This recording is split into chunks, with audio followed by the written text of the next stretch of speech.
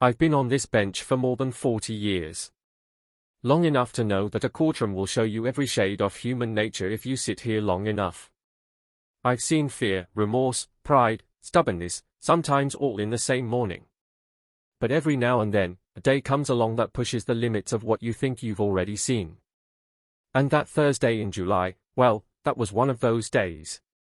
The heat had settled over Providence like a heavy wool blanket, thick enough to slow your breathing. Even the air conditioners in the courthouse sounded tired.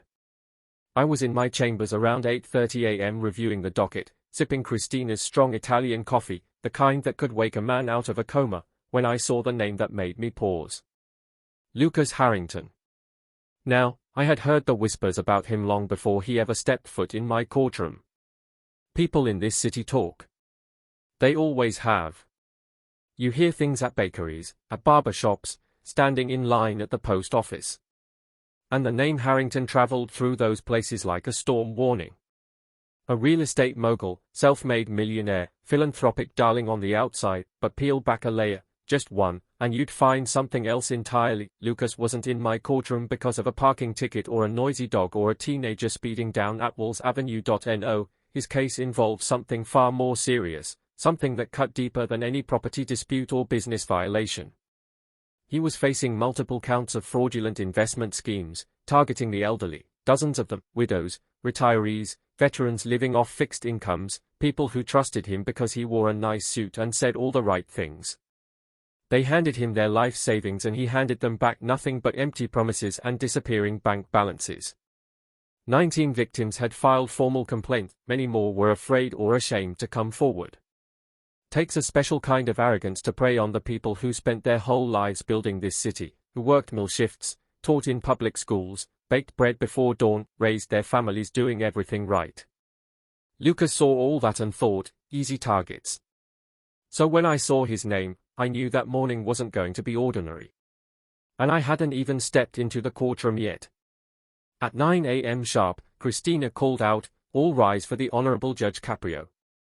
It was the same phrase she'd said thousands of times over the years, but the way she said it that morning had a slight tremor, just enough for me to notice. Everyone in that packed courtroom stood immediately. I saw cane handles lifting, trembling hands pushing off benches, people shifting their weight to stand, even if it hurt them. A 78-year-old man with a back brace stood straighter than any soldier. A widow in a dark blue dress rose with slow dignity. A retired school teacher held onto the pew in front of her for balance. Every one of them stood except one. There he was in the front row, Lucas Harrington, sitting back as if he were attending a matinee show instead of a criminal hearing. One leg draped casually over the other. A navy suit tailored so sharply you could probably slice butter with the edges. Hair slicked back, a gold watch peeking from his cuff. He didn't just remain seated. He looked comfortable, relaxed, like rising was beneath him. "Sir," I said calmly. "Please stand for the court."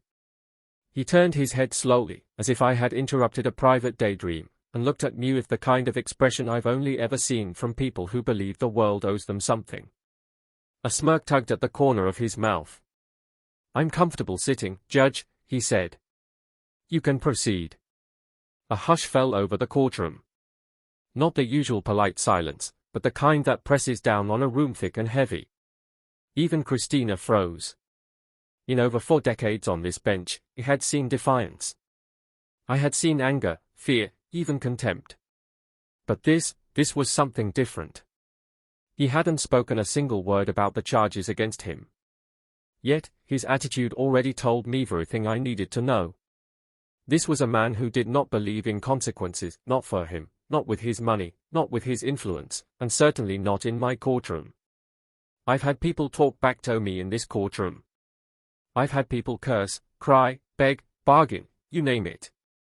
But there was something about the way Lucas said "I'm comfortable sitting" that hit differently. It wasn't defiance born of fear or frustration. It was defiance born of entitlement, the kind that comes from a lifetime of never hearing the word no. "Sir," I repeated, giving him a chance to correct course. "Standing for the court is a matter of respect. Please rise." Lucas didn't move. If anything, He relaxed farther into his seat, one arm draped lazily over the back of the bench. "Judge," he said, casually inspecting his fingernails. "I'm not disrespecting you. I just don't stand for things that don't matter." A whisper rippled across the gallery. The 78-year-old man with the back brace looked at Lucas with an expression that broke my heart. A mix of confusion and pain, as if he couldn't understand how a man who had taken so much from him could still act like the victim. "Mr. Harrington," I said, my tone steady. "What happens in this courtroom matters, and it matters to the people you're accused of hurting." Lucas let out a soft laugh. Not loud, not mocking, just smug. The kind of laugh that says I've already won. "Judge, with all due respect," he began, and then he paused, smirk widening. "Actually, no. No respect. This whole thing is a waste of everyone's time. Those people," he waved a hand loosely toward the gallery without even looking at them, "made bad investments. I didn't force anyone to do anything. They gave me their money voluntarily." A sharp intake of breath came from the retired school teacher. Her hands trembled as she gripped the bench. A widow in the second row put a tissue to her mouth. He didn't even glance their direction. "You told them, Mr. Harrington," I said evenly, "that their money was guaranteed. You promised zero risk. You showed them fabricated reports, inflated returns." He cut me off with a shrug. "Marketing, Judge, everybody markets." There it was again. That glib tone, the casual dismissal of the life she had appended. I looked out at the people in that courtroom. The widow whose husband had died the same week she realized their savings were gone. The Korean War veteran who had worked 30 years at a machine shop and trusted Lucas because he said he supported veterans' charities. The school teacher who had saved for decades only to face retirement with nothing but Social Security. These were not gamblers. They were not reckless risk-takers, they were hard-working people who believed the polished man in a tailored suit who told them their twilight years could finally be comfortable. And now hesitate there, refusing to stand, refusing to acknowledge their pain, calling their suffering marketing. "Mr. Harrington," I said quietly, "are you aware that one of your alleged victims had to sell her home after losing everything she invested with you?" He rolled his eyes. "People sell homes all the time, downsizing. Real estate's hot right now." A murmur of disbelief swept the room. "And the veteran," I continued, "the gentleman with the back brace. Did you know he had to cancel a medical procedure because his retirement fund disappeared?" Lucas finally looked up at me then, not out of compassion or guilt but out of annoyance. "Judge, none of that is my problem." "It's not illegal to be old and confused," someone in the gallery gasped. That was enough. I leaned forward slightly, my voice calm, but firm. "Mr. Harrington, you are dangerously close to crossing a line you can't walk back." He raised both hands as if surrendering, but his grin never left. "Hey, I'm just being honest. Maybe if they paid attention, they wouldn't be here." A widow broke into tears. The school teacher put an arm around her in comfort. Even Christina, who had seen almost as much as I had in her 2 decades outside that bench, looked away for a moment, unable to hide her disgust. I looked at Lucas, and in that moment I saw not a businessman, not a defendant, but a man who had never once stopped to consider the weight of the damage he inflicted on others. A man who believed money was the ultimate permission slip. And there are few things more dangerous in a courtroom than a man who believes the law cannot touch him. I took a slow breath. "Mr. Harrington," I said, "you may not care about these proceedings, but I can assure you the court cares, and as long as you're in this courtroom, you will show respect to the law and to the people you're accused of harming." He leaned back, hands behind his head, and said the 2 words that made my blood run cold. "Make me." There are moments in a courtroom when time seems to slow, when the air shifts just enough for everyone to feel it. And hearing Lucas Harrington say, "Make me," was one of those moments. The words didn't echo, didn't boom, didn't need to. They landed with a quiet danger that settled deep in the room. Heavy as wet cement. I've had people snap at me before. Anger makes people reckless. Fear makes them lash out. But Lucas's defiance wasn't born of panic or emotion. It was born of certainty. The certainty of a man who had always gotten his way, who believed rules were for other people. I leaned back slightly, studying him. He held my gaze like someone staring down a cashier or a waiter or any employee he believed existed solely to serve him. Arms behind his head, chest forward, that same lazy grin etched across his face. "Mr. Harrington," I said quietly, "I'm giving you an opportunity, one final opportunity to conduct yourself with dignity." He tilted his head. "Judge, I could buy 10 judges with what I make in a month. Let's not pretend you have leverage here." A sharp gasp came from somewhere in the third row. Even Christina's pen hesitated mid-stroke. Lucas wasn't just disrespectful. He was unraveling. There's a point arrogance stops being arrogance and becomes delusion. And we were watching that transformation happen second by second. I stood, something I rarely do unless absolutely necessary. The courtroom seemed to straighten with me. "This is a court of law," I said, voice steady. "And you will respect it." Lucas laughed. Not loud, not forced. A soft, amused chuckle that chilled me more than any outburst could have. "Respect," he said. "Judge, the people in this room believe whatever they're told to believe. They put their savings into my fund because they are gullible. And now they want you to fix their stupidity." The 78-year-old veteran lowered his eyes. The widow in blue clutched her purse. Even the quiet hum of the air conditioning felt like it faltered. I felt something in me hardened. Not anger, not frustration, but a deeper conviction. The kind that comes from decades of seeing injustice dressed up in designer suits. "Bailiff," I said calmly. "Please approach." Officer Rodriguez, a man I trusted with my life, stepped forward. He was steady, respectful, and strong, a presence that changed the energy of the room immediately.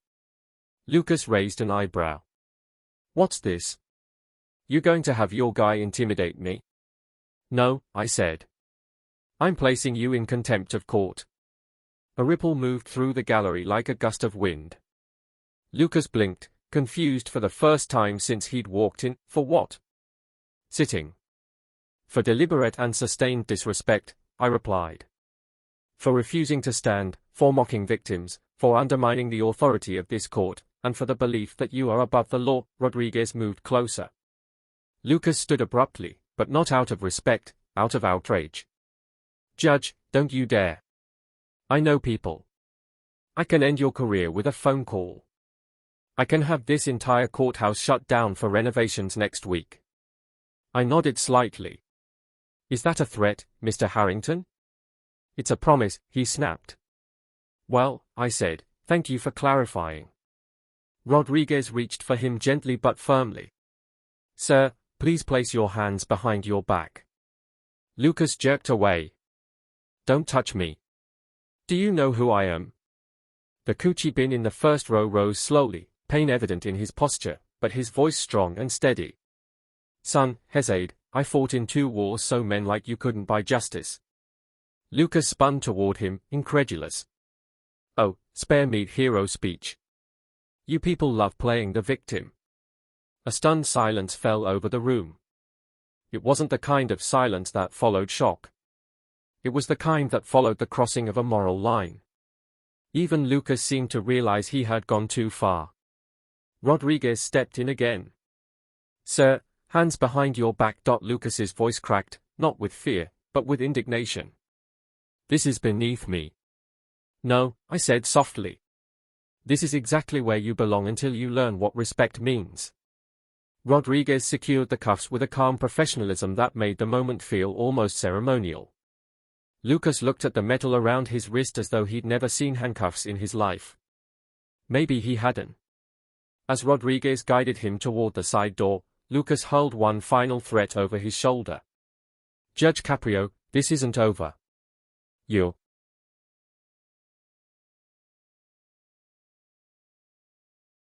going to regret this." I folded my hands. "Mr. Harrington, I sincerely hope the only thing you leave here with today is a lesson." And as that heavy door closed behind him, the room exhaled quietly, collectively, not out of relief, but out of the sense that justice for the first time in Lucas Harrington's life had finally caught up to him. There's a particular kind of quiet that falls over a courtroom after someone like Lucas is taken away. It isn't relief. It isn't satisfaction. It's something heavier, like everyone is holding their breath at the same time, wondering what happens next. Christina glanced at me with that subtle look she gives when she's asking a question without speaking. Was that the right decision? I gave a small nod. It wasn't just the right decision, it was the necessary one. We proceeded with the next few cases, but the room felt different, as though Lucas's arrogance had left a residue in the air that would take time to clear. Every now and then I caught a victim looking toward the side door where Lucas had been escorted out. Their faces a mix of hurt, vindication, and uncertainty. Justice is slow, messy, and often confusing. But that morning, for the first time, something had shifted. Meanwhile, down the hallway past the clerk's office and the metal detectors, Lucas Harrington sat in a holding cell. It was a small room, cinder block walls, a narrow metal bench, and a single fluorescent light buzzing overhead. Not exactly the marble floors and leather chairs he was used to. The first 30 minutes, according to Officer Rodriguez, were filled with shouting. Lucas pounded on the door, demanding his phone, his lawyer, a supervisor, anyone who would reaffirm the version of the world he believed in, where he gave orders and other people obeyed them. But the thing about a holding cell is that it doesn't negotiate, doesn't respond, it doesn't bend, no matter how much money you claim to have. After the shouting came pacing. He wore a groove into the floor, muttering under his breath, shaking his head like the entire morning had been a clerical error that would surely resolve itself once the right person realized who he was. At the 1-hour mark, Rodriguez checked on him. "Mr. Harrington," he said. "Are you ready to return to court and show proper respect?" Lucas scoffed and turned away, refusing to answer. 2 hours in, the pacing slowed. The adrenaline drained out of him, leaving frustration simmering beneath the surface. He sat down on the bench, fingers tapping against his knee, eyes darting around as though searching for a hidden exit. By hour 3, something changed.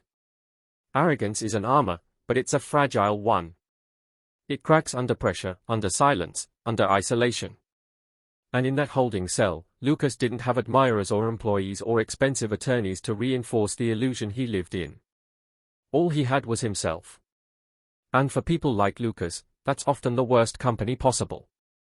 Rodriguez told me later that the third time he checked on him, Lucas didn't shout. He didn't smirk. He didn't even speak at first. He just looked up, and for the first time all morning, there was something human in his expression. Something tired, uncertain, maybe even afraid. "Mr. Harrington," Rodriguez repeated gently. "Are you ready to return to court?" Lucas rubbed his hands together, staring at the floor. "If I go back," he said, "he's just going to lecture me." Rodriguez shrugged. "Maybe, maybe not. But I can tell you one thing, sitting in here isn't helping you." Lucas hesitated long enough for it to matter, then he nodded. Not confidently, not defiantly, just a quiet acknowledgement that his reality had shifted in a way he couldn't control. By the 4th hour, he was standing by the door, waiting when Rodriguez approached. His suit was wrinkled, his hair slightly out of place, and the fire in his eyes had dimmed into something more humbled, if not by remorse then by consequence. Rodriguez escorted him back toward the courtroom. With each step, Lucas's posture changed. The bravado evaporated, replaced by the uncomfortable realization that money, power, and ego don't mean much when a judge says, "You're in contempt." When the door swung open and Lucas stepped inside, the room went still. The victims turned. Christina paused mid-sentence. Even the hum of paperwork seemed to fade. Lucas stood straighter than before, not with pride, but with a kind of tentative respect, like a student returning after being sent to the principal's office. "Your Honor," he said quietly. I'd like to address the court." His voice didn't shake, but it didn't command the room anymore either. It simply asked. And sometimes that's the first sign that a man has begun to understand himself for the first time. When Lucas stepped back into my courtroom, the transformation was subtle but unmistakable. The swagger was gone. The smirk had faded. Even the expensive suit, wrinkled now from hours in a holding cell, seemed to sit differently on him, as if it no longer fit the man he was when he first walked in that morning. He stood before me, not lounging, not leaning, not challenging, just standing quietly. "Mr. Harrington," I said, keeping my tone even. "Officer Rodriguez tells me you wish to address the court." Lucas nodded once, swallowed and turned slightly, so he faced not just me, but the gallery behind him, the people whose lives he had upended. "I want to apologize," he began. His voice was softer than before, stripped of the confidence that once coded every word. "To the court, to you, Judge, and to the people here who were hurt by my actions." A widow dabbed her eyes with a handkerchief. The school teacher clasped her hands tightly in her lap. The veteran straightened, but said nothing. It wasn't a perfect apology. It wasn't heaven polished. It felt like someone trying to speak a language he'd never had to learn. Humility, but it was a start. "Mr. Harrington," I said gently. "An apology is a beginning, not an end. You need to understand something before we proceed." Lucas looked at me, shoulders tense. "Tell me," I continued, "what exactly are you apologizing for? For your behavior this morning, for the fraud you're accused of, for the pain you caused these people, or for getting caught?" A ripple of tension moved through the courtroom. Lucas took a breath. "All of it," he said. "I know that sounds convenient, but sitting in that cell, it became clear how much I've been pretending I'm untouchable. Like rules don't apply to me, like consequences are for other people." He paused, glancing briefly at the victims. "I didn't think about what they were losing. I didn't think about any of it." The room held steady in silence, waiting. I studied his face. There was conflict there. Not full remorse yet, but the early cracks in a man's armor, cracks that let light in. "Mr. Harrington," I said, "do you understand that many of the individuals sitting behind you trusted you with everything they had left?" He nodded. "Yes, sir." "That veteran," I continued, "worked for decades planning for a future where he didn't have to struggle, and because of you, he couldn't afford a surgery he needed. Does that register with you?" Lucas lowered his eyes. "It does now." "And the widow," I said softly, "who lost the money her husband spent a lifetime saving so she would have security after he was gone. Did you consider her when you told her the returns were guaranteed?" His jaw tightened. "I should have." "I didn't." "You didn't?" I agreed. "And do you know why?" Lucas hesitated. Because I saw them as numbers, not people." The honesty stung in the air, raw, unfiltered. I leaned forward. "Mr. Harrington, I grew up watching my father work his hands raw so our family could have a decent life. Many people in this city share that story. They aren't marks. They aren't stepping stones. They are the backbone of this community." He swallowed hard, blinking quickly. "I know that now." "And what changed your perspective?" He hesitated. "The cell," he said quietly. "Being alone, having no one to talk to, no one to impress, just walls, cold air and time to think. Time to think. Sometimes that's all a man needs. And sometimes it's the only thing that can save him." I nodded slowly. "Reflection is important, Mr. Harrington, but reflection without responsibility is meaningless. What do you think accountability looks like in your situation?" He drew a shaky breath. "I should make it right.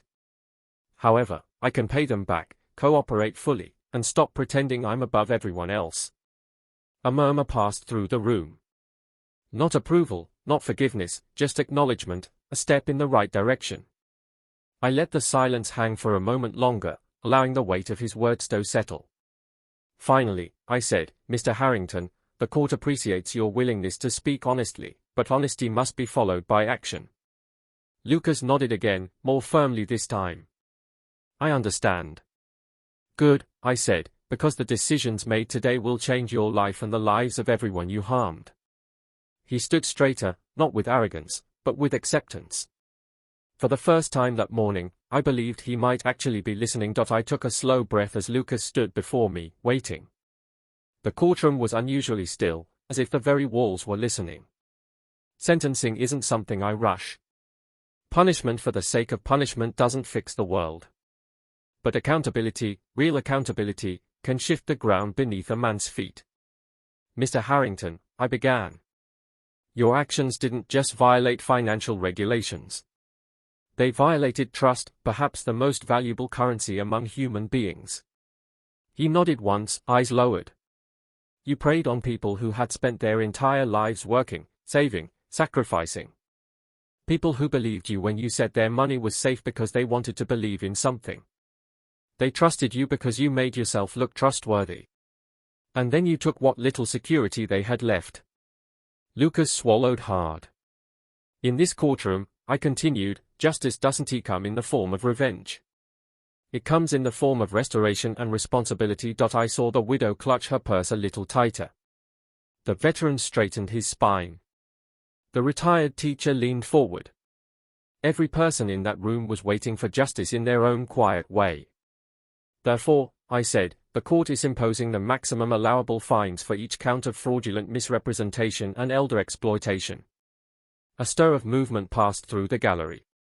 Lucas closed his eyes for a moment, accepting the blow. You are also ordered, I continued, to fully reimburse every victim in this case.